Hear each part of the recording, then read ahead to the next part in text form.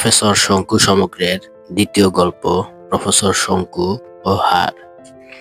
খ্যাত বৈজ্ঞানিক প্রফেসর ত্রিলোকেশ্বর শঙ্কু বেশ কয়েক বছর যাবৎ নিখোঁজ। তার একটি ডায়েরি কিছুদিন আগে আকস্মিকভাবে আমাদের হাতে আসে। বোমযাত্রীর ডায়েরি নাম দিয়ে আমরা সন্দেশে ছাপিয়েছি। ইতিমধ্যে আমি অনেক অনুসন্ধান করে অবশেষে গিরিডিতে গিয়ে তার বাড়ির সন্ধান পাই এবং তার কাগজপত্র, গবেষণার সরঞ্জাম সবকিছুই হদিশ পাই। কাগজপত্রের মধ্যে আরো 21খানা ডায়েরি পাওয়া গেছে। তার কয়েকটি পড়েছি, অন্যগুলো পড়ছি। প্রত্যেকটিতেই কিছু না কিছু আশ্চর্য অভিজ্ঞতার বিবরণ আছে। তার মধ্যে একটি নিচে দেওয়া হলো, ভবিষ্যতে আরো দেওয়ার ইচ্ছা আছে। 7ই মে শুক্রবার। নীলগিরির পাদদেশে একটি গুহার মধ্যে বসে পেট্রোম্যাক্সের আলোতে আমার ডায়েরি লিখছি। গুহার বাইরে অনেক দূর পর্যন্ত এবড়ো খেবড়ো পাথরের ঢিবি, গাছপালা বিশেষ কিছু চোখে পড়ে না। তবে গুহার সামনেই রয়েছে একটি প্রাচীন অশ্বত্থ। আমাদের কাছেই গুহার প্রায় অর্ধেকটা জায়গা জুড়ে পড়ে আছে হাড়ের স্তূপ, গত 17 দিনের অক্লান্ত অনুসন্ধান ও পরিশ্রমের ফল। প্রাগৈতিহাসিক জানোয়ার সম্বন্ধে আমি যতদূর পড়াশোনা করেছি তাতে মনে হয় এ জানোয়ার সম্পূর্ণ অপরিচিত। এর আয়তন বিশাল, পায়ের পাতা 3.5 ফুট। পাঁজরের মধ্যে দুজন মানুষ অনায়াসে বাস করতে পারবে। সামনের পা দুটো কিন্তু ছোট, কতকটা যেন টিরানোসরাসের মতো। লেজ আছে, বেশ লম্বা ও মোটা। সবচেয়ে মজার হলো দুটো ছোট ছোট ডানারও লক্ষণ দেখা যাচ্ছে। যদিও এত বড় শরীরে অতটুকু ডানায় ওড়ার কোনো প্রশ্নই উঠতে পারে না। হাড়গুলো সরিয়ে এনে একত্র করা ছিল রীতিমতো শ্রমসাধ্য ব্যাপার। স্থানীয় টোডারা অনেক সাহায্য করেছে, না হলে একা প্রহ্লাদের সাহায্যে আমি আর কতটুকুই বা করতে পারতাম। অথচ বিরাট তোড়জোড় করে ঢাকঢোল পিটিয়ে একটা প্রত্নতান্ত্রিক অভিযানের ইচ্ছে আমার ছিল না। আমি বরাবরই নিরিবিলি কাজ করতে ভালোবাসি। তাছাড়া এ ব্যাপারে তো কিছুটা অনিশ্চয়তার মধ্যেই আমাদের অগ্রসর হতে হয়েছিল। নীলগিরির এদিকটায় প্রাগৈতিহাসিক জানোয়ারের হাড় থাকতে পারে এমন একটা ইঙ্গিত অবশ্য আগেই পেয়েছিলাম, কিন্তু এসব ব্যাপারে তো নিশ্চয়তা বলে কিছুই নেই। অনেক বড় বড় প্রত্নতান্ত্রিক অভিযানও ব্যর্থ হয়েছে বলে শুনেছি। এখানে বলা দরকার আমার হাড় সম্বন্ধে অনুসন্ধিৎসার উৎসটা কি, কবে, কিভাবে এই নেশা আমাকে পেয়ে বসলো। আমি আসলে বৈজ্ঞানিক, পদার্থবিজ্ঞান নিয়ে আমার কারবার। সেখানে প্রত্নতন্ত্র নিয়ে হঠাৎ এত মেতে উঠলাম কেন? এসব প্রশ্নের জবাব দিতে গেলে আমার জীবনে 3 বছর আগেকার ঘটনায় ফিরে যেতে হয়, যে ঘটনা আমার নানান বিচিত্র অভিজ্ঞতার মধ্যে একটা বিশিষ্ট স্থান অধিকার করে আছে। গ্রীষ্মকাল, বৈশাখ মাস। আমি বিকেলে আমার বৈঠকখানায় বসে কফি খাচ্ছি। এমন সময় অবিনাশবাবু এসে হাজির। আমার গবেষণা নিয়ে অবিনাশবাবুর ঠাট্টাগুলো আমার মোটেই ধাতে সয় না, কিন্তু আজ তার মুখ বন্ধ করার মতো অস্ত্র আমার হাতে ছিল। আমি আমার নতুন গাছের একটি ফল তার দিকে এগিয়ে দিলাম। অবিনাশবাবু সেটা হাতে নিয়ে নাড়াচাড়া করে বললেন, ও বাবা, এমন ফল তো দেখিনি। গন্ধ আমের মতো, আবার ঠিক আমও নয়। আকারে গোল, কতকটা কমলার মতো, অথচ একেবারে মসৃণ, দানা টানা কিচ্ছু নেই। আমি বললুম, ছুরি দিচ্ছি, কেটে খেয়ে দেখুন। অবিনাশবাবু এক কামড় খেয়ে একেবারে বললেন, আহা হা হা হা, এ যে অতি উপাদেয় ফল মশাই। এ কি দেশি না বিলিতি? পেলেন কোথায়? এর নাম কি? অবিনাশবাবুকে বাগানে নিয়ে গিয়ে আমার আমলা বা ম্যাঙ্গো অরেঞ্জ গাছ দেখিয়ে দিলাম। এ গাছ আমার গত 1 বছরের সাধনার ফল। বললাম, এবারে 2টোর বেশি ফল মিক্স করে দেখেছি। স্বাদ, গন্ধ, পুষ্টি সব দিক দিয়েই আশ্চর্য নতুন সব ফল আবিষ্কার করার সম্ভাবনা রয়েছে। বৈঠকখানায় ফিরে এসে সোফায় বসতেই অবিনাশবাবু বললেন, এই দেখুন, ফলের ঝামেলায় আসল কথাটাই বলা হয়নি, যেটা বলার জন্য আসা। শ্মশানটা পেরিয়ে একটা শিমুল গাছ আছে, দেখেছেন তো? সেইটাই এক সাধু এসে আস্তানা গেড়েছে। সেইটাই মানে সেই গাছটায়? হ্যাঁ, গাছের ডাল ধরে ঝুলে যোগ সাধনা করেননি। পা দিয়ে গাছের ডাল আঁকড়ে মাথা নিচু করে ঝুলে থাকেন, হাত দুটো ঝুলে থাকে। এইটাই নাকি তার অভ্যাস। যত সব বুজরুকি।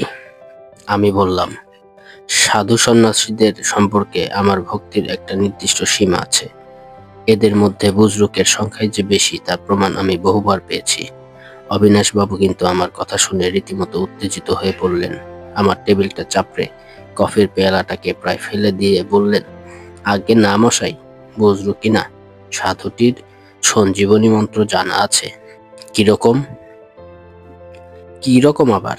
জন্তু জানোয়ারের কঙ্কাল এনে দিলে মন্ত্রের জোরে সেগুলোকে রক্ত মাংস দিয়ে আবার জ্যান্ত করে ফেলেন। প্রথম দিন একটা শেয়ালকে জ্যান্ত করেন। আমার চাকর বাঞ্ছারাম নিজের চোখে ব্যাপারটা দেখে এসে আমার কাছে রিপোর্ট করে। শুনে টুনে আমিও প্রথমটা তাকে একটু ধমক ধমক দিয়ে বিকালের দিকে আর কৌতূহল দমন করতে না পেরে নিজেই গেছিল। গিয়ে কি দেখলাম জানেন? ননী ঘোষের একটা বাছুর বুঝি মাসখানেক আগে রেল লাইনের ওদিকটায় চড়তে গেছিল। সেইখানেই সাপের কামড় টামড় খেয়ে ওটা বুঝি মরে পড়েছিল। শকুনিতে তার মাংস খেয়ে হাড়টুকু রেখে গেছিল। এক রাখাল ছোকরা সেই হাড় দেখতে পায়। সাধু বাবার কীর্তির কথা শুনে দেখি হাড়গুলো এনে গাছের তলায় রেখেছে। আর সাধু বাবা সে ঝোলা অবস্থাতেই দেখি হাড়ের স্তূপের দিকে চেয়ে হাত নাড়ছে আর চোখ পাকাচ্ছে। তারপর দেখি বা হাতটা তুলে শটান পশ্চিম দিকে পয়েন্ট করে ডান হাতটা নিচের দিকে বনবন করে ঘোরাতে ঘোরাতে মুখ দিয়ে কি জানি বিড়বিড় করছে। বললে বিশ্বাস করবেন না মশাই, চোখের সামনে দেখলুম সে হাড়ের উপর কোত্থেকে মাংস চামড়া লোম খুর সব লেগে গিয়ে বাছরটা যেন ঘুম ভেঙে তরাক করে উঠে হাম্বা হাম্বা বলে দে ছুট। বড় বড় ম্যাজিশিয়ান শুনেছি একসঙ্গে অনেকগুলো লোককে হিপনোটাইজ করতে পারে, কিন্তু এখানে তাই বা হয় কি করে? এই তো আসবার সময় দেখে এলাম সেই বাছরটি দিব্যি চড়ে বেড়াচ্ছে। তাই ভাবলুম আপনার তো এসব ব্যাপারে বিশ্বাস টিশ্বাস নেই, আপনাকে যদি একবার দেখিয়ে আনতে পারি বেশ রগর হয়। যাবেন নাকি একবার শ্মশানের দিকটায়? অবিনাশবাবু মিথ্যে বলছেন কিনা সেটা ওর সঙ্গে না গিয়ে বোঝার কোনো উপায় নেই। ভেবে দেখলাম মিথ্যে হলে বড় জোর ঘন্টাখানিক সময় নষ্ট হবে, যাই না ঘুরে আসি। উসরির ধারে শ্মশান পেরিয়ে যখন শিমুল গাছটার কাছে পৌঁছলাম তখন সূর্য ডুবতে আর মিনিট 15 বাকি। সাধু বাবার চেহারা যে ঠিক এমনটি হবে তা আমি অনুমান করিনি। গায়ের রং মিসকানো, লম্বায় প্রায় 6 ফুট, চুল দাড়ি কাঁচা এবং ঘন। বয়স বোঝার কোনো উপায় নেই। শিমুল গাছের ডালে পা দিয়ে যেভাবে ঝুলে আছেন সাধু বাবা, সাধারণ মানুষের পক্ষে সেভাবে বেশিক্ষণ থাকলে মাথায় রক্ত উঠে মৃত্যু অনিবার্য। অথচ এই লোকটির চেহারায় অস্বস্তির কোনো লক্ষণ নেই, বরং ঠোঁটের কোণে একটু মৃদু হাসির ভাব রয়েছে বলেই মনে হলো। সাধুটিকে ঘিরে জনা 50 লোকের ভিড়, বোধহয় হাড়ের খেলায় তোড়জোড় চলছে। অবিনাশবাবু ভিড় ঠেলে আমাকে সঙ্গে করে এগিয়ে গেলেন। এবারে দেখতে পেলাম সাধুটির মাথার ঠিক নিচে বেড়ালের সাইজের কোনো জন্তু জানোয়ারের হাড় স্তূপ করে রাখা হয়েছে। সাধু তার দুহাত একত্র করে 10টি আঙ্গুল সেই হাড়ের দিকে তাক করে রেখেছেন। হঠাৎ এক বিরাট হুঙ্কার দিয়ে সাধু বাবা দুলতে আরম্ভ করলেন। তার দৃষ্টি হাড়ের স্তূপের উপর নিবন্ধ। অবিনাশবাবু আমার কোটের আস্তিনটা চেপে ধরলেন। এখানে বলে রাখি, হিপনোটিজম নিয়ে বিস্তর গবেষণায় আমি এককালে করেছি এবং এ কথা আমি জোরের সঙ্গে বলতে পারি যে এমন কোনো জাদুকর পৃথিবীতে নেই যে আমায় হিপনোটাইজ করতে পারে। ওয়ালি, ম্যাক্সিম দি গ্রেট, ফ্যাবুলিনো, জন শ্যামরক ইত্যাদি পৃথিবীর সেরা সব জাদুকর নানান কৌশল করেও আমাকে হিপনোটাইজ করতে পারেনি। বরং উল্টো একবার তো সেই চেষ্টায় রাশিয়ান জাদুকর জেবুলস্কি নিজেই ভিমরি খেলেন। যাই হোক, আসল কথা হলো সাধু বাবা যদি সম্মোহনের আশ্রয় নেন তাহলে আমার কাছে এর বুজরুকি ধরা পড়তে বাধ্য। মিনিট খানেক দোলার পর সাধু বাবা স্থির হলেন। তারপর লক্ষ্য করলাম সাধু বাবার সমস্ত শরীরে একটা কম্পন আরম্ভ হয়েছে, কিন্তু সে কম্পন এতই মৃদু যে সাধারণ লোকের দৃষ্টিতে তা ধরাই পড়বে না। এবার হাড়গুলোর দিকে চাইতে একটা আশ্চর্য জিনিস লক্ষ্য করলাম। হাড়গুলোর মধ্যেও যেন একটা অতি অল্প কিন্তু অতি দ্রুত স্পন্দনের লক্ষণ, এবং সেই স্পন্দনের ফলে হাড়ে হাড় লেগে একটা অতি মিহি খটখট শব্দ। শীতকালে দাঁতে দাঁত লেগে যেমন শব্দ হয় কতকটা, সেই রকম। আমি অবিনাশবাবুর কানের কাছে মুখ নিয়ে ফিসফিস করে বললাম, লোকটা মন্তর টন্তর আওড়ায় না? অবিনাশবাবু ঠোঁটে তর্জনী ঠেকিয়ে বললেন, সবুর করুন, মেওয়া ফলবে এক্ষুনি। এক্ষুনি না হলেও বেশিক্ষণ অপেক্ষা করতে হলো না। নদীর ওপারের জঙ্গল থেকে সবেমাত্র শেয়াল ডেকে উঠেছে। এমন সময় দেখি সাধু বাবা তার বাঁ হাতটা উঁচিয়ে অস্তগামী সূর্যের দিকে নির্দেশ করছেন, আর ডান হাত বাই বাই করে ইলেকট্রিক পাখার মতো ঘোরাতে আরম্ভ করেছেন। তারপর আরম্ভ হলো মুখ দিয়ে এক অদ্ভুত শব্দ। এটাই যদি সঞ্জীবনী মন্ত্র হয়, তাহলে অবশ্য তা অনুধাবন করা মানুষের অসাধ্য। গ্রামোফোনের স্পিড অসম্ভব বাড়িয়ে দিলে সুর যেমন চড়ে যায় আর কথা যেমন দ্রুত হয়ে যায়, এ যেন সেই রকম ব্যাপার। এত তীক্ষ্ণ উঁচু স্বর আর এমন দ্রুত বিড়বিড়ানি যে মানুষের পক্ষে সম্ভব না তা বোঝার। আবার চোখ গেল হাড়গুলোর দিকে। আমি বৈজ্ঞানিক। এরপর চোখের সামনে যা ঘটলো তার বৈজ্ঞানিক ভিত্তি আমার জানা ছিল না। হয়তো আছে, হয়তো আমাদের বিজ্ঞান এখনো এসবের কুলকিনারা করতে পারেনি। আজ থেকে 50 বছর পরে হয়তো পারবে। কিন্তু যা দেখলাম তা এতই জলজ্যান্ত পরিষ্কার যে সেটা অবিশ্বাস করার কোনো প্রশ্নই ওঠে না। যা ছিল আলগা কতগুলো হাড়, তা এক নিমেষে প্রথমে জায়গায় জায়গায় জোড়া লেগে গেল। অর্থাৎ মাথার জায়গায় মাথা, পাঁজরের জায়গায় পাঁজর, পায়ের জায়গায় পা ইত্যাদি। এবং তার উপর দেখতে দেখতে এলো মাংস, রক্ত, স্নায়ু, ধমনী, চামড়া, লোম, নখ, চোখ এবং অবশেষে প্রাণ। আর প্রাণ আসার সঙ্গে সঙ্গেই হাড়ের জায়গায় একটি ফুটফুটে সাদা খরগোশ মিটমিট করে এদিক ওদিক চেয়ে কান দুটোকে বার কয়েক নাড়া দিয়ে এক লাফে লোকজনের পায়ের ফাঁক দিয়ে দৌড়ে অদৃশ্য হয়ে গেল। গভীর চিন্তা ও বিস্ময় নিয়ে বাড়ি ফিরলাম। অবিনাশ বাবুর কাছে এই প্রথম আমায় নতি স্বীকার করতে হলো। আমাকে বাড়ি অবধি পৌঁছে দিয়ে বিদায় নেবার আগে ভদ্রলোক বেশ শ্লেষের সঙ্গে বললেন, পুঁথিগত বিদ্যার দৌড় তো দেখলাম মশাই। 20 বছর ধরে অ্যাসিড ম্যাসিড ঘেটে হাত টাত পুড়িয়ে তো বিস্তর নাজেহাল হলেন। এইসব ছেলে খেলা বাদ দিয়ে আমার সঙ্গে আলুর চাষে নেমে পড়ুন। পরের দিন দেখলাম আমার নিজের কাজে মন বসছে না। মন চলে যাচ্ছে বারবার ওই শ্মশান ঘাটে শিমুল গাছের দিকে। দুদিন কোনো রকমে নিজেকে সামলে রেখে তৃতীয় দিনের দিন চলে গেলাম আবার সাধু দর্শনে। তারপরের দিনও আবার গেলাম। প্রথম দিনে কুকুর ও দ্বিতীয় দিনে একটি চন্দনাকে কঙ্কাল অবস্থা থেকে পুনর্জীবন পেতে দেখলাম। কুকুরটা নাকি পাগল হয়ে মরেছিল। জ্যান্ত হবার সঙ্গে সঙ্গেই মতি ধোপার পায়ে এক কামড় বসিয়ে দিল, আর চন্দনাটা শটান শিমুল গাছের মগডালে উঠে রাধাকিশন রাধাকিশন বলে ডাকতে আরম্ভ করলো। আমি অত্যন্ত বিমর্ষ অবস্থায় বাড়ি ফিরলাম। আমার যথাসাধ্য চেষ্টা করেও মন্ত্রটার কোনো কুলকিনারা করতে পারলাম না। অথচ ওদিকে দন্তস্ফুট করে বিশ্লেষণ করলে হয়তো রহস্যের কিছুটা সমাধান করতে পারত। পরের দিন বিকেলের দিকে ভাবতে ভাবতে আমার মাথায় এক ফোন দিয়ে এলো, যেটার চমৎকারিত্ব আমি নিজেই তারিফ না করে পারলাম না। আমার তো রেকর্ডিং যন্ত্র রয়েছে, এই দিয়ে কোনো রকমে লুকিয়ে মন্ত্রটাকে রেকর্ড করে রাখা যায় না? আলবৎ যায়, এবং সেটা করতে হবে এক্ষুনি। সাধু বাবা কোন দিন অন্তর্ধান হবে তার কি ঠিক আছে? পরদিন অমাবস্যা। আমার রেকর্ডিং যন্ত্রের মাইক্রোফোনটি আকারে একটি দেশলাইয়ের বাক্সের মতো। তার সঙ্গে একটা লম্বা তার জুড়ে মাঝরাতে গেলাম শ্মশান ঘাটে শিমুল গাছের কাছে।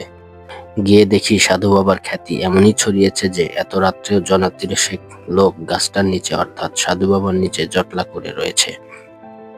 এতে একদিক দিয়ে আমার কাজের সুবিধেই হলো। আমিও ভিড়ের মধ্যে মিশে গিয়ে গাছের গুড়িটাকে ভক্তি ভরে প্রদক্ষিণ করার ভাব করে এক ফাঁকে টুক করে গুড়ির একটা ফাটলের ভেতর মাইক্রোফোনটাকে ঢুকিয়ে দিলাম। তারপর তারের অন্য মুখটা গাছ থেকে প্রায় 20 গজ দূরে একটা কেয়া ঝোপের পিছনে লুকিয়ে রেখে দিলাম। পরদিন হনুমান মিশ্রর একটা ছাগল জ্যান্ত করার সময় আমার যন্ত্রে সাধু বাবার মন্ত্রটি রেকর্ড হয়ে গেল। যন্ত্রটি হাতে নিয়ে সন্ধ্যের দিকে যখন চোরের মতো বাড়ি ফিরলাম, তখন টিপ টিপ করে বৃষ্টি শুরু হয়েছে। প্রহ্লাদকে গরম কফি বানানোর আদেশ দিয়ে আমি আমার ল্যাবরেটরিতে ঢুকলাম। 2-1 ঝলক বিদ্যুতের চমক ও কিছু মেঘ গর্জনের পর বৃষ্টির বেগ বেড়ে গেল। আমি জানালাগুলো বন্ধ করে দিয়ে রেকর্ডটাকে টেবিলের উপর রেখে তারটা দেওয়ালের প্লাগে লাগিয়ে দিলাম। আমার মতলব ছিল প্রথমে সাধারণ স্পিডে মন্ত্রটা বার কয়েক শুনে তারপর অর্ধেক স্পিডে সেটাকে চালাবো। তাহলেই মন্ত্রটা পরিষ্কারভাবে ধরা পড়বে। বিজ্ঞানের কাছে এইখানেই ত্রিকালজ্ঞ সাধু বাবাকে পরাজয় স্বীকার করতে হবে। সদ্য আনা গরম কফিতে একটা চুমুক দিয়ে রেকর্ডারের সুইচটা টিপে দিতেই বাদামি রঙের ম্যাগনেটিক টেপ ঘুরতে আরম্ভ করলো। বল হরি হরি বল। মনে পড়ল সাধু বাবার মন্ত্র উচ্চারণের কিছু আগেই একটি মরা এসে পৌঁছেছিল শ্মশান ঘাটে, এ তারই শব্দ। তারপর এলো শেয়ালের ডাক, তারপর এই সেই তক্ষকের ডাক, এবার শুনবো সেই মন্ত্র। এই তো সেই তীক্ষ্ণ স্বর, সেই বিদ্যুৎ বেগে বীরবিরানি, ঠিক কানের যেমনটি শুনেছি অবিকল সেই রকম। কিন্তু এ কি, যন্ত্র হঠাৎ থেমে গেল কেন? আর এই বিকট অট্টহাসি কার? এ তো আমার রেকর্ড করা কোনো হাসির শব্দ নয়। এ যে আমার ঘরের পাশেই। আমার চোখ চলে গেল পূবের জানালার দিকে। জানালার বাইরে আমার বাগান এবং বাগানে গোলঞ্চ গাছ। দুধের এক ঝলক আলোয় দেখলাম সেই গোলঞ্চ গাছের ডাল থেকে ঝুলে আছে শ্মশানে সেই সাধু বাবা। তার হিংস্র দৃষ্টি আমার রেকর্ডার যন্ত্রের উপর নিবন্ধ। ব্যাপারটা আমার কাছে এতই অস্বাভাবিক মনে হলো যে আমি ভয় না পেয়ে সোজা জানালার কাছে গিয়ে সেটাকে এক ঠেলায় খুলে দিলাম। কিন্তু কোথায় সে সাধু বাবা? গাছ রয়েছে, গাছের পাতা বৃষ্টির জলে চিকচিক করছে, কিন্তু সাধু বাবা উধাও, অদৃশ্য। ভুল দেখলাম নাকি? কিন্তু চোখ কান দুই একসঙ্গে এমন ভুল করতে পারে? হাসিও যে শুনলাম সাধু বাবার, গলা শর্ত চেনা হয়ে গেছে এই 3 দিনে। যাকগে, ভেলকি হোক আর সত্যিই হোক, চলেই যখন গেছে তখন আর ভেবে লাভ কি? তার চেয়ে বরং যন্ত্রটা চালানোর চেষ্টা করা যাক। আশ্চর্য, এবার সুইচ টিপতেই দেখি যন্ত্র চলছে, কিন্তু শ্মশানের সেই শব্দ কোথায় গেল? মন্ত্রের বদলে এই বিকট হাসি রেকর্ড হয়ে গেল কি করে? বাধ্য হয়েই মনে মনে স্বীকার করতে হলো যে কোনো অলৌকিক শক্তির বলে সাধু বাবাজি আমার গোপন অভিসন্ধির কথা টের পেয়ে প্রচেষ্টা ভণ্ডুল করে দিয়েছেন। সঞ্জীবনী মন্ত্রটি আয়ত্ত করার আর কোনো উপায় নেই। পরদিন অবিনাশবাবু এসে বললেন, শিমুল গাছে টুলেট টাঙানো রয়েছে দেখে এলুম। সাধু বাবা পগার পার। যেমন আকস্মিকভাবে এসেছিলেন তেমনি আকস্মিকভাবে চলে গেলেন সাধু বাবা। রেখে গেছেন শুধু তার বিকট হাসি আর পুনর্জীবনী প্রাপ্ত কিছু পাখি আর জানোয়ার। আরেকটি জিনিসকে সাধু বাবার দান বলেই বলবো, সেটা হলো হার সম্পর্কে আমার অনুসুদ্দিন শাহ। হারের নেশা এরপর থেকেই আমাকে পেয়ে বসে। আমার বাড়ির যে ঘরটা খালি পড়েছিল কয়েক মাসের মধ্যেই নানান পশু পাখির কঙ্কাল দিয়ে সেটা ভরাট হয়ে যায়। হার সম্বন্ধে যা কিছু পড়ার তা পড়ে ফেলেছি। পৃথিবীতে যত প্রাণী আছে তার সবের মধ্যেই যে একটা অস্থিগত সাদৃশ্য আছে তা জেনে একটা অদ্ভুত মনোভাব হয় আমার। যাবতীয় প্রাণীর কঙ্কালের প্রতি একটা বিচিত্র আকর্ষণ আমি অনুভব করতে থাকি। একরকম চশমাও আমি আবিষ্কার করি, যার মধ্যে দিয়ে দেখলে জীবন্ত প্রাণীর রক্ত মাংস না দেখে কেবল তার কঙ্কালটাই দেখতে পাওয়া যায়। এই হাড় থেকেই জাগে প্রত্নতন্ত্র ও প্রাগৈতিহাসিক জানোয়ার সম্পর্কে কৌতূহল। অবশ্য এই দুইয়ের মাঝখানে রয়েছে শ্রীযুক্ত শ্রীরঙ্গম দেশি কাচার শেষাদ্রি আয়াঙ্গার বা সংক্ষেপে মিস্টার আয়াঙ্গার। ব্যাঙ্গালোরবাসী অমায়িক যুবক ব্রাহ্মণ। আমার সঙ্গে আলাপ উছরির ধারে। বেশ লাগলো ভদ্রলোকটিকে। গণিতজ্ঞ পণ্ডিত লোক, তাই কথা বলে বেশ আরাম পাওয়া যায়। তার বাড়িতেই একটি বিকেলে চা খেতে গিয়ে বৈঠকখানায় দেখলাম এক অতিকায় গোড়ালি, অর্থাৎ কোনো অতিকায় জানোয়ারের গোড়ালির হাড়। হাড়টা হাতে নিয়ে নাড়াচাড়া করছি দেখে ভদ্রলোক বললেন, নীলগিরিতে এক বন্ধুর চা বাগানে ছুটিতে গিয়েছিলাম। কাছাকাছি পাহাড়ের রাস্তায় ঘুরতে একদিন এই হাড়টা পাই। হাতি না গন্ডার বলুন তো কিসের হাড়? মুখে বললুম ঠিক বুঝতে পারছি না। মনে মনে বললুম, তুমি গণিতজ্ঞ হতে পারো কিন্তু অস্থিবিদ নও। এ হাড় হাতিরও নয়, গন্ডারেরও নয়। এ হাড় যে জানোয়ারের, সে জানোয়ারের অস্তিত্ব অন্তত কোটি বছর আগে পৃথিবী থেকে মুছে গেছে। আমি নিজে বুঝেছিলাম হাড়টা ব্রন্টোসরাসের এবং তখনই মনে মনে স্থির করেছিলাম নীলগিরিতে একটা পাড়ি দিতেই হবে। সেই দিন থেকে তোড়জোড় শুরু করে আজ 3 সপ্তাহ হলো আমরা এখানে এসে পৌঁছেছি। আশ্চর্য সৌভাগ্যক্রমে আমরা আসার 4 দিন পরেই প্রাগৈতিহাসিক জানোয়ারের হাড়ের সন্ধান পেয়েছি এই গুহার মধ্যে। টুকরো টুকরো ইতস্তত ছড়ানো হাড় এক জায়গায় স্তূপ করে রাখতে বিস্তর বেগ পেতে হয়েছে। সত্যি বলতে কি, স্থানীয় টোডারের সাহায্য ও সহানুভূতি না পেলে এ কাজে অগ্রসর হওয়া সম্ভব হতো না। আগেই বলেছি, এ জানোয়ার আমার অপরিচিত। শুধু আমার কেন, প্রাণীবিজ্ঞান জগতে এ জানোয়ারের পরিচয় কেউ জানে বলে আমার মনে হয় না। আমি স্থির করেছি আর 2-1 দিনের মধ্যেই ব্যাঙ্গালোরে আমার আবিষ্কারের কথা জানিয়ে দেব। আমার একার পক্ষে এ হাড় স্থানান্তরিত করা অসম্ভব। মাসখানেকের মধ্যেই কলকাতা কি মাদ্রাজের জাদুঘরে একটি নাম না জানা প্রাগৈতিহাসিক কঙ্কালের স্থান হলে মন্দ হয় না। ব্যাঙ্গালোর স্টেশনের ওয়েটিং রুমে বসে আমার ডায়েরি লিখছি। গতকালের ঘটনাটার একটা যথার্থ বর্ণনা দেওয়া বৈজ্ঞানিকের চেয়ে সাহিত্যিকের পক্ষেই বোধহয় সহজ বেশি। আমি যথাসাধ্য চেষ্টা করব। অনেক আশ্চর্য অভিজ্ঞতা, অনেক বিপদ, অনেক বিভীষিকা আমার জীবনে দাগ রেখে গেছে, কিন্তু কালকের ঘটনার যেন কোনো তুলনা নেই। বিকেল অবধি আমার কাজ ছিল হাড়গুলোকে যথাসম্ভব পরিষ্কার করা। এই আদ্যিকালের ধুলো ঝাড়া কি আর এক নিমেষের কাজ? একটি অংশ পরিষ্কার করছি এবং সেইগুলো আমার টোডা অ্যাসিস্ট্যান্টদের সাহায্যে যথাস্থানে বসাচ্ছি। জন্তুর চেহারাটা যেন ক্রমশই স্পষ্ট হয়ে আসছে। সন্ধ্যা হবার মুখটাতে টোডারা বিদায় নিয়ে চলে গেল। প্রহ্লাদকে পাঠিয়ে দিলাম সবজির সন্ধানে। আমি একা গুহার ভিতরে রয়েছি। এইবার পেট্রোম্যাক্সটা জ্বালাবার সময় হয়েছে। গুহার বাইরের অসন্ত গাছে পাখির কলরব থেমে গিয়ে চারদিকে কেমন যেন একটা থমথমে ভাব। দেশলাইটা জ্বালাতে হঠাৎ যেন একটা খচমচ শব্দ শুনতে পেলাম। গিরগিটি বা গোসাপ জাতীয় কিছু হবে আর কি, কিন্তু টর্চের আলোতে কিছুই চোখে পড়ল না। পেট্রোম্যাক্সটা জ্বালিয়ে একটা চাটালো পাথরের উপর রাখতেই গুহার ভিতরটা বেশ আলো হয়ে উঠল। সেই আলোয় হাড়গুলোর দিকে চোখ পড়তেই মনে হলো সেগুলো যেন অল্প অল্প কাঁপছে। এটা অনুভব করতেই 3 বছর আগেকার শিমুল গাছের সেই স্মৃতি আমার বুকের ভেতরটা কাঁপিয়ে দিল এবং আমার চোখ চলে গেল গুহার মুখের দিকে। বাইরে অসন্ত গাছের ডাল ধরে ঝুলে আছে সেই সাধু বাবা। তার বাঁ হাত পশ্চিম দিকে তোলা, ডান হাত বনবন করে ঘুরছে, দৃষ্টি বিস্ফারিত। পেট্রোম্যাক্সের আলোতে জলজল চোখ করে চেয়ে আছে আমারই দিকে। তারপর আরম্ভ হলো তীক্ষ্ণ ক্ষীণ স্বরে অতি দ্রুত লয়ে সেই অদ্ভুত অর্থহীন মন্ত্র উচ্চারণ। কোন অদৃশ্য শক্তি যেন জোর করেই আমার দৃষ্টি সাধুর দিক থেকে ঘুরিয়ে দিল ওই প্রাগৈতিহাসিক জানোয়ারের হাড়ের স্তূপের দিকে। হাড় এখন আর হাড় নেই, তার জায়গায় এক অদৃশ্যপূর্ব অতিকায় আদিম প্রাণী সাধু বাবার অলৌকিক শক্তির বলে পুনর্জীবন প্রাপ্ত হচ্ছে। আমি এই বিপদেও আমার হাতিয়ারের কথা ভুলে গিয়ে যে পাথরে বসেছিলাম সেই পাথরেই পাথরের মতো বসে রইলাম। অন্তিমকালে ইষ্টনাম জপ করার চিন্তাও আমার মাথায় আসেনি। এই কথাই কেবল মনে হয়েছিল যে এমন দৃশ্য দেখে মরার সৌভাগ্য আর কয়জনের হয়। প্রাণের স্পন্দন আসার আগের মুহূর্ত পর্যন্ত আমি জানোয়ারটির আকৃতি পুঙ্খানুপুঙ্খভাবে দেখে নিলাম। এত পরিশ্রম করে অতীতের যে জানোয়ারের কঙ্কালের আবিষ্কর্তা এই আমি, সেই কঙ্কাল পুনর্জীবিত হয়ে কি শেষটায় আমাকেই ভক্ষণ করবে? গুহার বাইরে অসন্ত গাছটার দিকে একটা দ্রুত দৃষ্টি দিয়ে বুঝলাম সাধু বাবার চোখে মুখে এক পৈশাচিক উল্লাসের ভাব। আমি এককালে আমার বৈজ্ঞানিক বুদ্ধি দিয়ে তার মন্ত্র অপহরণের চেষ্টা করেছিলাম এবং অনেক দূর সফলও হয়েছিলাম। সাধু বাবা আজ সেই অপমানের প্রতিশোধ নিতে উদ্যত। এক বিশাল গর্জন গুহার এ প্রান্ত থেকে ও প্রান্ত প্রতিধ্বনিত হয়ে আমার রক্ত জল করে দিল। বুঝলাম জানোয়ারের দেহে প্রাণ এসেছে। ক্রমশ সেই পর্বত প্রমাণ দেহ তার পিছনের দুপায়ে ভর করে উঠে দাঁড়ালো। একজোড়া জ্বলন্ত সবুজ চোখ কিছুক্ষণ আমার পেট্রোম্যাক্সের দিকে চেয়ে রইল। তারপর দেখি জন্তুটা এগোতে শুরু করেছে।